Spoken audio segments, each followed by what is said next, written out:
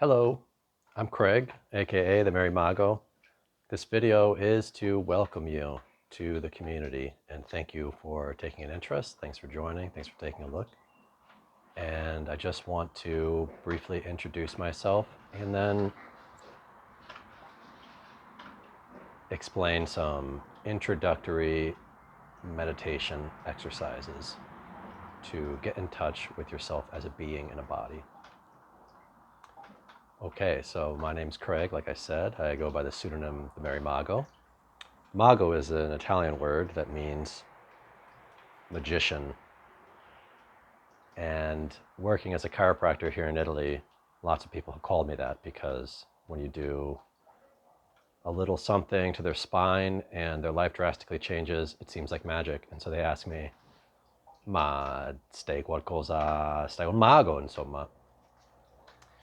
And I like that, so I decided to use it as my nickname for this website. So I'm someone who's worked with a lot of modalities, always looking for truth, wisdom, resolution of my spiritual and emotional pain, trying to integrate it into my body, live it in a really practical way. I'm not really into the whole love and light thing, always looking on the bright side of life. I think that there's treasures to be found in our challenges and even in our suffering. I think that our suffering shows us the parts of ourselves that we have yet to reconcile. But once we reconcile them, we find a real source of energy and power to interact with life in a very different way, to see things from a new perspective, and really get more out of our time here in this body, in this life. Especially now that we're all locked indoors. I'm indoors here. This is my house. I'm just out on the balcony because it's a nicer view. We might not be able to get away from these things, these experiences that we normally try to distract ourselves from. And as a result, things might be coming up that are hard to deal with or seem like they prevent us from enjoying the moment. And we want to escape the moment with distractions, Netflix, alcohol, sleeping in, overeating, just keeping ourselves distracted in any way, which is fine. There's nothing wrong with that. It's just that it's not a good strategy for moving forward. It's not a good strategy for becoming more whole, which is what healing really is to become more whole. Okay, so I think that's enough of an introduction for now. Might change this video later once quarantine isn't how everyone's living anymore. And I'm going to go ahead and start with a quick meditation exercise. This is something that I learned in San Francisco when I was attending a school for clairvoyant healing called the Church of Natural Grace, or Psychic Horizons, which is a great place. You can stop in there and get free or donation-based readings every Tuesday for 15 minutes. And that's something that a lot of people take advantage of in the community. That's something that I used to provide as a student there, and I had a lot of really great experiences doing that. So what I'm about to do is pretty similar to their introductory 15-minute class that they offer as well. And here we go. So there's two main aspects to this. The first one is to get centered, and the second one is to get grounded. The idea behind this is that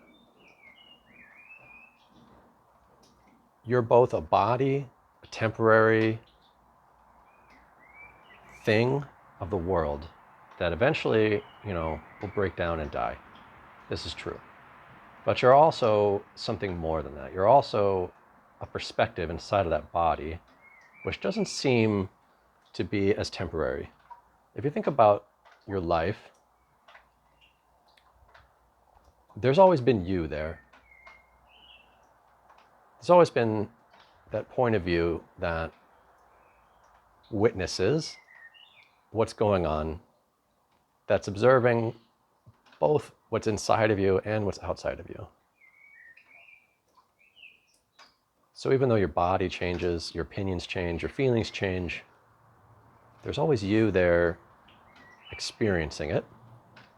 And there's some people in this area that will say that consciousness is an illusion. It's just a trick being played on us by the brain. But of course, this begs the question, who's the brain playing a trick on? Is the brain playing a trick on a trick? How are we experiencing this trick if we're not something to be tricked? Okay, so the first part, like I said, is to get centered. And that's what we're doing. We're getting in touch with this part of, you're getting in touch with this part of yourself. Yeah. So I want you to visualize it as being in the center of your head.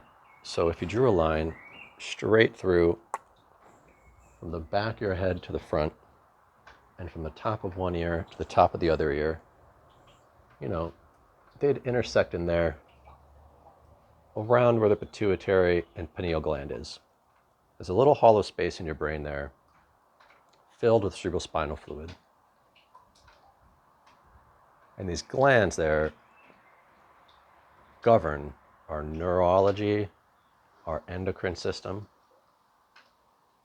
They're like a multifactorial steering wheel to drive this vehicle that we're navigating through this world. So just imagine that space in the center of your head. You can visualize it as like walnut shaped or pine cone shaped, or just a ball if that's easier for you. Think about it the size of a golf ball or a walnut though in the shell. Imagine it expanding till it fills up the entire space of your head. And imagine that this is made of gold, just the color gold. And we're going to use this to represent present time. So as this ball is expanding and filling up your head, what it's doing is it's just guiding, it's calling, it's shifting all of your awareness into present time. There we go. Once that's in present time, I'm just going to let that shrink back down to the size of a very, very small pine cone or walnut or golf ball again. And that's being centered. How does that feel? Do you notice a difference from the way that you were experiencing the world a moment ago? If not, you might want to just rewind this video and try that again. Otherwise, we're going to go on here to grounding.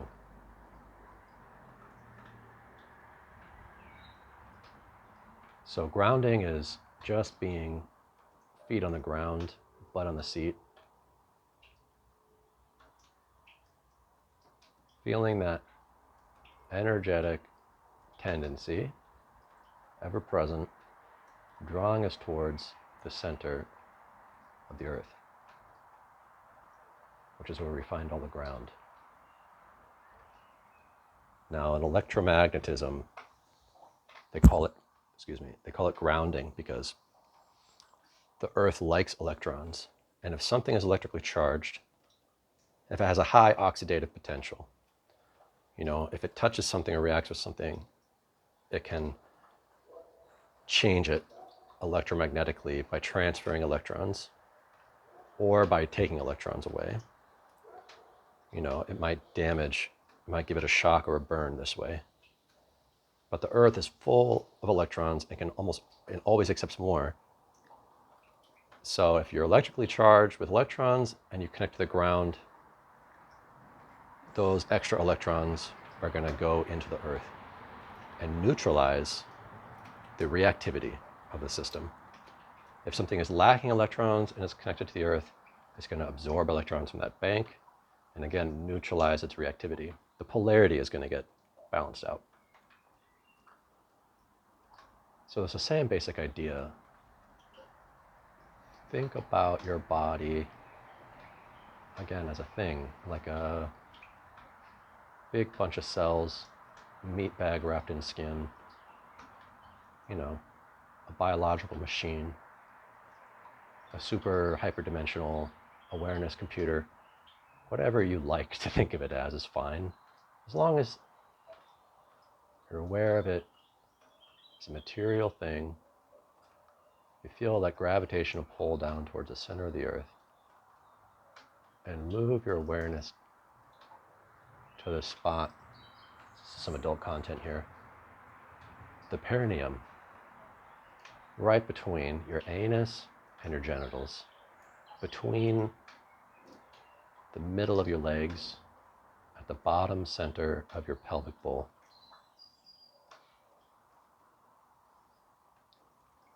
Feel that gravitational pull through your whole body, moving through that perineal area. That's going to be a somatic awareness reference for your root chakra. And feel how that goes all the way down to the center of the planet.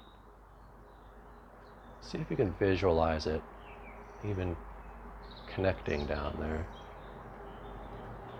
The more you can stay in your body while you do this, you see it going straight down from your body right into the center of the planet.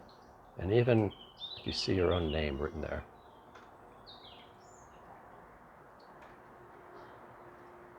So you have this embodied experience of having a place, having a right to be here, just by merit of simply existing.